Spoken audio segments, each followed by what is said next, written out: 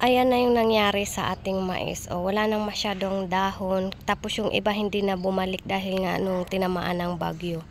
So, yung mga bunga ay pwede na natin kunin. Ayan, ngayong araw, kukuha na ako ng bunga ng ating tanim na mais. Kasi nga natuyo na yung kanyang mga dahon-dahon. Ayan o, parang matigas na rin. Kaya ngayon check natin kung pwede na at kukunin na natin. Parang matigas na. Ito ngayon magha-harvest na tayo ng ating tanim. Yun na nga, kapag may itinanim, may aanihin. Kaya lang, parang na-over na. Titingnan muna natin. Surprise! Ay, maliit pa yung laman nito. Baka yung iba pwede na. Yung iba, hindi natin kukunin pag maliit pa lang. Ito, sakto. O, ito, sakto na. Ito na, babaliin na natin. Thank you, Lord. Naka-harvest tayo. Ayan, tingnan natin, bubuksan ko ha, kung gaano kaganda yung laman. Ayan. Wow! Diba? Ganda ng laman. Yan, saktong-sakto. Ito. Yan. So, Nakasave tayo ng 30 pesos. 30 pesos isang mais, diba? Ayan. Pag may itinanim, may aanihin. Ayan, lagay na natin dyan. Then, saka na natin putulin to pag ano. Kasi para malinisan ulit yung area. Hala, ayun, malaki. Ito, nakita ko na. Ang laki na naman. Ito, Yan yung binuksan ko. ito yung sinikan mo. Ayan. Sakto-sakto, malambot pa. Dinaanan sila ng bagyo. Kaya, medyo nasira, hindi masyadong nabuo. Ayan, Pwede na yan. Pero malaki yung laman. Butil pala. Hindi laman. Butil. Yung yung munggo ko, hindi na siya masyadong nakabawi. Ayan, tumba na lahat. Ito yung pinakamalaki sa lahat. Sana. Ay, parang matigas. Okay. Sakto. Sakto. Ayun pati Doon nga sa kabila mas marami sir.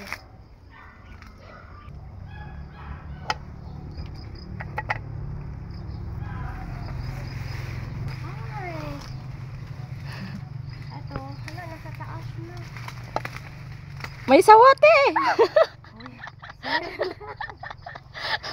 Kasi nakaraan, may nakita kaming sawa dito, napakalaki. Yun nga nakita nyo. Wala pang laman. Pagbasa pa yung mga buhok, ibig sabihin hindi pa kasi siya pwede. Diba? Ganun yung palatandaan sa mais kung pwede na siya. Pagbasa pa yung kanyang buhok, ibig sabihin hindi pa. Yung iba nawala na ng buhok dahil nga tinamaan sila ng bagyo. Ito, musika ng tumigas, Kaso ang liit ng laman. Kasi nga, sakto naman na nagbubunga siya. Sakto namang pinalo ng hangin. Doon sa kabila, sir, maraming malalaki doon. Doon sa taas,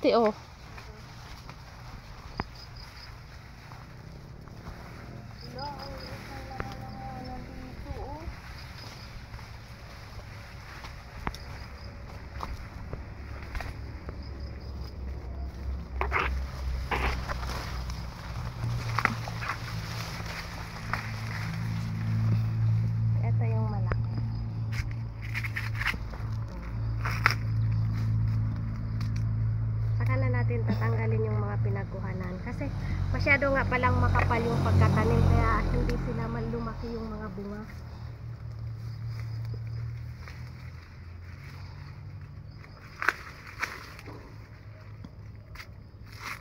Dahil nga din tinamaan agad siya ng bakal. Ay, may bakal dyan sir.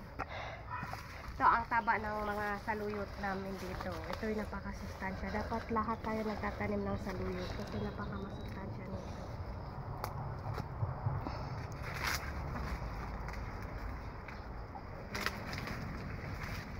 Wala tayong kambing or hayop na pwedeng kumain ng sayang yung itong puno. Pakain dapat sa hayop. So, makita natin mo dyan. Kaya lang ang haba.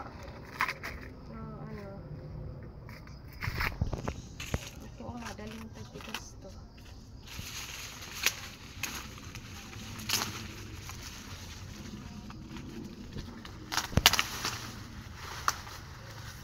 Asa.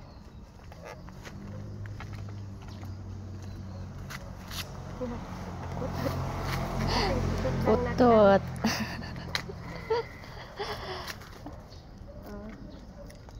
Ang liit. Pero may laman.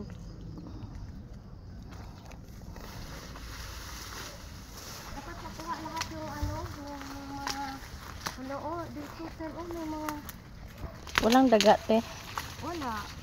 Aray, may langgam. Langgam.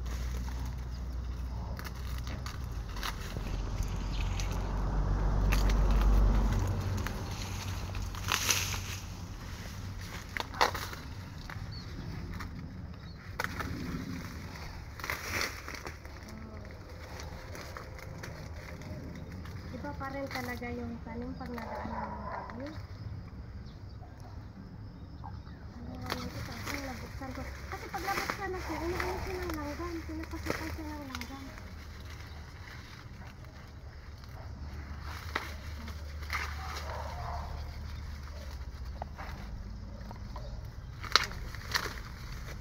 Sir, eto na. Tama na muna. Try may langgam.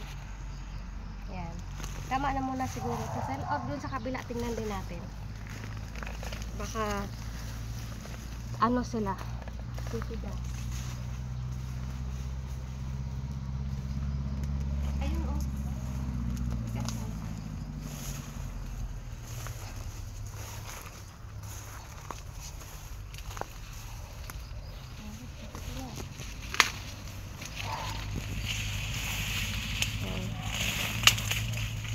Tanda ng okra. Nagsawa na sa okra. Oh, nagsitandaan na yung aming okra, oh. Hindi na naagapan.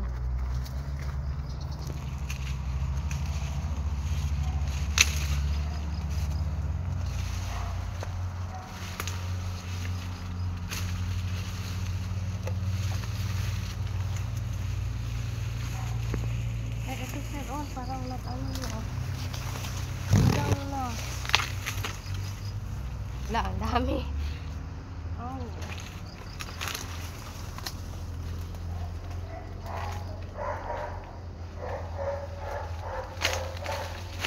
Ngayong hapon naman yung doon sa kabila, sel, dalhin ko bukas kay ate mo. Doon sa kabila po. Ay, ayan pa sel, oh, sa likod mo. Titigas na rin yan.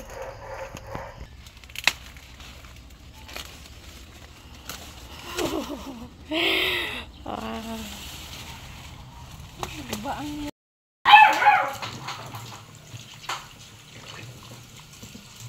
Hindi yan maubos sir, kasi hindi siya maluluto mamaya pag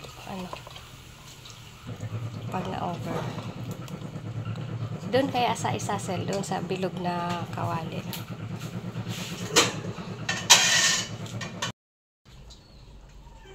mga appliances.